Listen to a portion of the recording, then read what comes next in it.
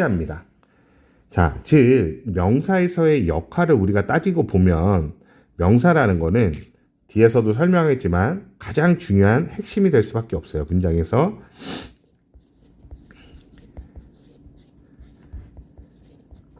핵심어다. 가장 중요한 핵심어.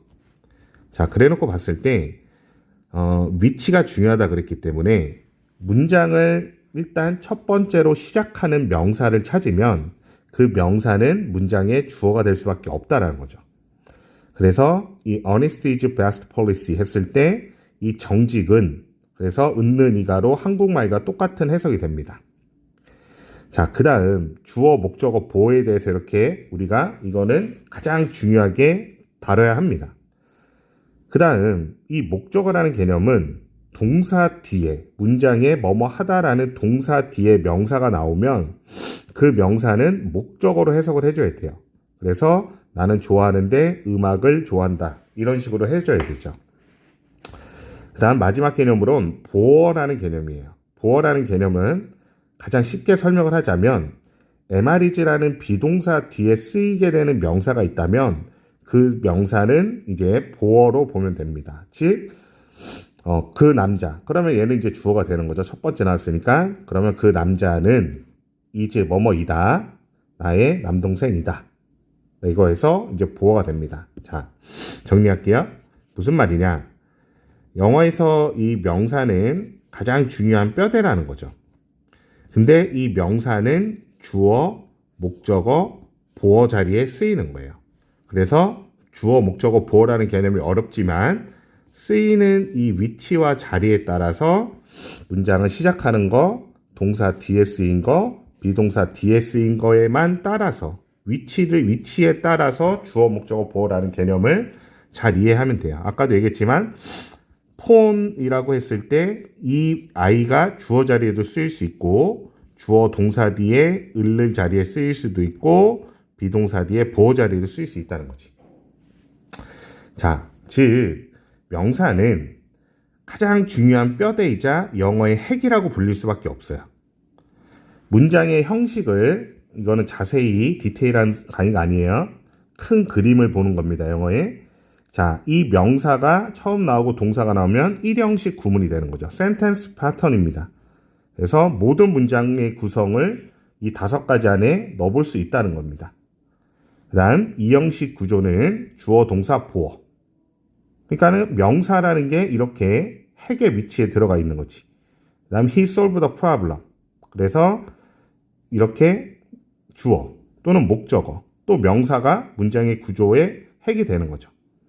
그 다음 he gave me a gift. 여기서는 또 명사 또 명사 4형식 또 5형식에서도 대명사 그 다음 동사 명사 명사 이런 식으로 영어의 뼈대와 핵을 이렇게 쓰인다라는 게 다 뭐다? 명사라는 겁니다. 명사. 그래서 명사를 정확히 이해를 한다라는 건 핵이고 쓰이는 위치를 정확히 파악하라는 거예요. 위치와 자리에 따라서 주어, 목적어, 보어로 나뉜다. 자, 왜 그러냐면 그 뒤로는 이제 동사 구조로 나온다라는 거지, 문장은. 근데 영어가 어려워지는 게 이런 거예요.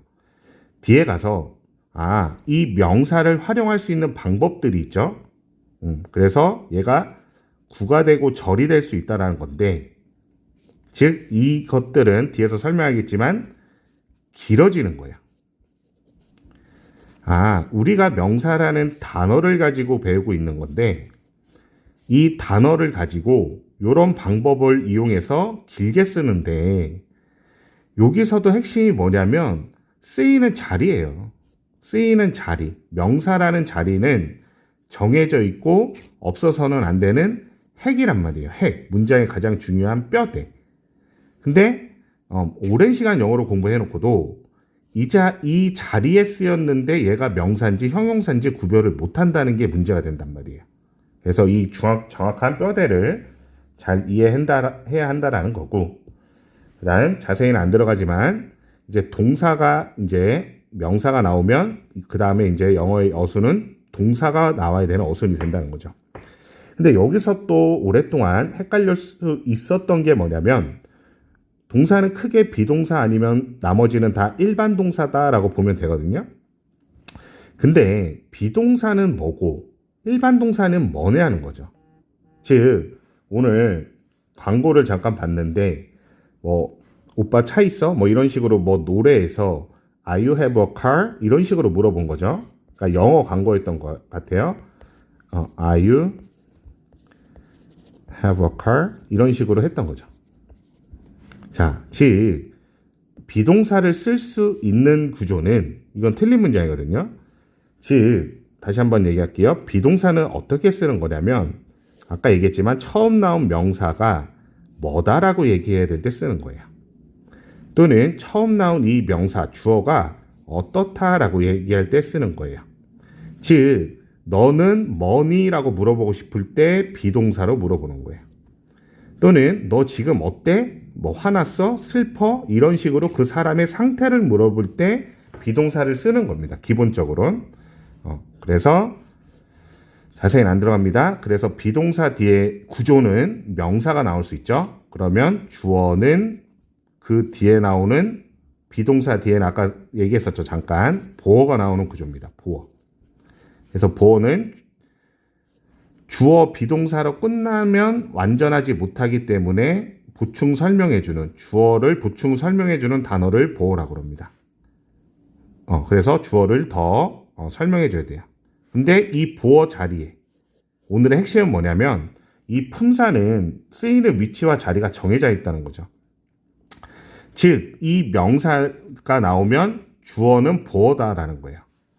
주어는 뭐다라고 얘기할 때 I am a student 이런 식으로 쓰는 거고 I'm 뭐 tired 나 피곤해 I tired가 아니라 I am tired 그래서 어떻다 주어의 상태를 말할 때에는 형용사 보어를 써줍니다. 여기서 중요한 게 뭐냐면 핵심어에 들어갈 수 있는 거는 명사밖에 없어요. 핵심어는 명사, 그 다음 동사로 이루어지는 게 문장인데 이 형식 구문에서 한번 형용사가 가능합니다.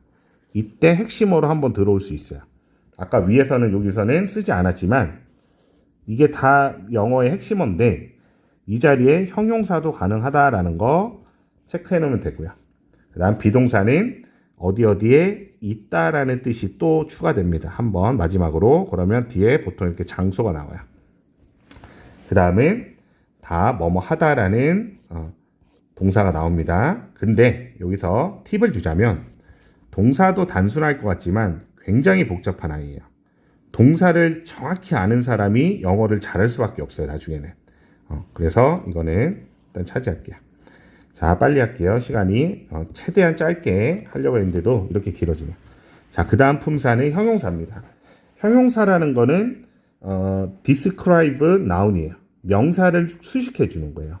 다시 한번 house라는 명사는 문장에 들어갈 수 있는 위치는 다시 한번 얘기하지만 주어, 목적어, 보어, 마지막으로 전치사라는 아이와 함께 이 자리에 등장해야 하는 아이입니다. 근데 이 모든 어떤 자리에 쓰인 명사든지 항상 형용사가 수식해 줄 수 있어요. 그래서 니은 받침으로 우리가 단어를 암기하면 대부분 형용사입니다. 그래서 큰 집, 빠른 차, 위험한 상황 이런 식으로 이런 단어들이 형용사 역할을 하는 거고요. 그리고 좀 전에 바로 얘기했었죠. 이게 다지만 단 한 번 보어의 역할이 가능하다라는 거죠. 그래서 보어라는 건 비동사 뒤에 이 자리에 핵심어로 형용사가 등장합니다. 그 다음 목적격 보어는 좀 더 복잡하니까 나중에 더 자세한 강의가 있다면 그때 해줄게요. 자, 부사는 더 간단해요. 부사라는 건 기본적으로 명사가 있다면 동사도 열심히 공부해야 되고요. 동사도 이제 한번 잘 공부를 해내면 영어 실력이 확 올라가는 그 계기가 됩니다. 그 다음 지금 형용사라는 아이까지 보면 이 아이들을 정확히 공부해 보면 부사가 좀 더 확실하게 보이게 됩니다. 보통은 형용사에 ly 구조를 붙이면 이 부사형이 되는데 부사라는 건 아까 형용사가 명사를 꾸며주기 때문에 이 동사를 꾸며주는 게 기본적인 개념의 부사예요. 동사를 수식한다. 그래서 대개는 문장 뒤에서 그는 운전합니다. 그래서 운전하는 이 동작을 더 보충해 주는 거죠. 신중하고 조심스럽게 운전한다. 그래서 부사는 뭐뭐 하게라는 구조로 좀 해석을 많이 해줍니다. 근데 중요한 개념은 아니에요. 그냥 형용사 부사도 꾸밀 수 있고요. 좀 더 중요한 개념은 문장을 꾸밉니다. 컴마와 함께 문장을 수식해 줍니다. 그래서 놀랍게도 이런 식으로 문장을 더 풍성하게 해주는 역할이다. 즉 부사는 왜 빨리 하냐면 핵심어가 아니에요. 문장에 없어도 됩니다. 즉 지금 이 아이를 지워도 되는 거예요. 이래도 문장 구성에는 전혀 틀리지 못합니다. 그렇기 때문에 핵심어가 아니고 부사를 많이 할수록 문장이 더 풍성해지구나 라는 거죠. 자, 이 품사 역할을 왜 했냐면 아까 얘기했었죠. 구와 절이라는 개념을 알게 되는 게 이제 중학교 한 2학년 과정인데 여기서부터 영어가 어려워지는 거예요. 즉 명사라는 개념이 확실하다면 구라는 개념은 이제 한 단어가 아니라 여러 단어의 덩어리가 되어서 그게 어느 하나의 품사로 들어가서 그 역할을 여기서 이렇게 해주겠다라는 거예요. 그러니까 항상 누구는 이런 식으로만 영어를 쓰는 게 아니라 오늘 유튜브를 통해서 영어 공부하는 것은 이렇게 길게 주어를 써주는 방법이 이 구입니다. 그래서 이게 왜 중요하냐? 지금 위치와 자리를 보면 아까 주어 자리라는 거죠. 문장을 시작하고 문장이 시작한 명사가 있다면 동사가 나오는 구조죠. 그죠? 똑같은 구조로 형용사는 명사를 꾸민다고 했는데 이렇게 배웠잖아요. 그러면 여기서 to 부정사도 명사를 수식해주는 역할을 덩어리가 할 수 있다라는 거죠. 길어지는 개념입니다. 구와 절이라는 건 품사 그 단어를 가지고 똑같은 위치와 자리에서 더 길고 자세하게 쓸 수 있는 거예요. 길어짐이라고 할게요. 좀 어렵죠? He went to the library. 공부를 도서관에 갔는데 이 동사 간 이유 목적입니다. 공부하기 위해서 갔습니다. 그래서 이런 구의 개념이 있고 마지막으로 영어에서는 절이라는 개념이 있어요. 절이라는 개념은 대표적인 접속사가 대신데 그래서 접속사 플러스 주어와 동사를 포함한 구조에 길게 써주는 또 하나의 똑같은 구조예요. 이 구처럼 절도 접속사 주어 동사를 포함해서 이 하나의 덩어리가 문장에 아까 어느 품사 또 헷갈리죠? 명사, 형용사, 부사 같은 역할을 그 위치와 자리에서 똑같이 해줄 수 있다는 겁니다. 자, 그러면 여기서 이렇게 보는 거예요. 어려운 게 뭐냐면 접속사 주어 동사가 예를 들어서 주어 자리에 나왔단 말이죠. 문장을 시작을 했어요. 그러면 영어에선 동사가 나와야 되죠. 근데 아이들이 얘가 명사절의 접속사인지 어떻게 아냐는 거죠. 즉 명사를 똑같은 애가 꾸밀 수 있죠. 접속사 예를 들어서 주어 동사 구조로 꾸민다고 쳤을 때 지금 뭐가 구분이 안 되는 거냐면 얘랑 구분이 안 되는 거예요. 무슨 말이냐? 아까 얘기했죠. 얘는 영어의 핵이자 뼈대다. 즉 3개밖에 안 되는 그 위치와 자리의 뼈대가 아직도 머리에 그 개념이 안 잡혔기 때문에 얘가 명사 자리지 얘가 명사 자리면 요 자리는 명사 자리가 아니라는 거죠. 자, 이런 식으로 본다라는 거예요. 접속사 주어 동사네. 그러면 동사형이 나오면 이제 끝납니다. 그래서 주어가 이렇게 길어지는 거죠. 그녀가 시험을 통과했었던 것은 surprised everyone. 모두를 놀라게 했다라는 개념이에요.